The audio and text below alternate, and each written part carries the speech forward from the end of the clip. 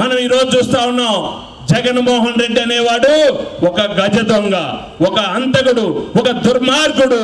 అలాంటి జగన్మోహన్ రెడ్డి ఈ రాష్ట్రంలో ఉన్నటువంటి ఆర్థిక వనరులన్నింటినీ కూడా దోచుకుంటున్నటువంటి వ్యక్తి. సహజ వనరులన్నింటినీ కూడా ఇప్పటికే దోచేసుకున్నాడు. ఇసుకను దోచుకున్నాడు, ఎర్రసందనం దోచుకున్నాడు, గ్రావెల్ దోచుకున్నాడు, మైనింగ్ దోచుకున్నాడు.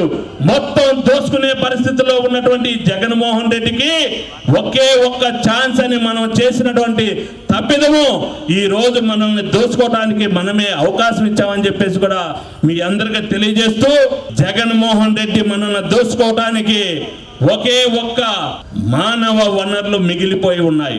అదేంటో తెలుసా? ఒక్కసారి మీరు ఆలోచన చేయండి.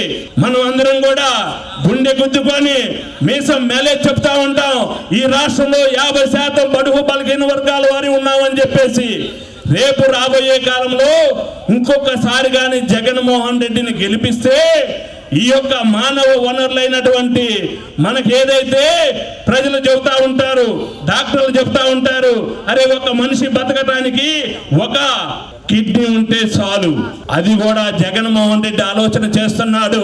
ఈ యొక్క ప్రజలకి ఒక కిడ్నీతో బతకగలదు కాబట్టి ఆ యొక్క రెండో కిడ్నీని కూడా మన దగ్గర నుండి తీసుకుని వెళ్ళి విదేశాలకు పంపించే ఆలోచన చేస్తున్నటువంటి జగన్మోహన్ రెడ్డికి మనం ఓటేసి ఒక కిడ్నీతో బతకాలా, లేకుంటే మన అందరి ఆశాజ్యోతైనటువంటి చంద్రబాబు నాయుడు గారికి ఓటేసి మనం రాష్ట్రంలో ఈ తెలుగుదేశాన్ని బతికించుకోవాలని చెప్పేసి మీ అందరినీ కోరుతా ఉన్నాను.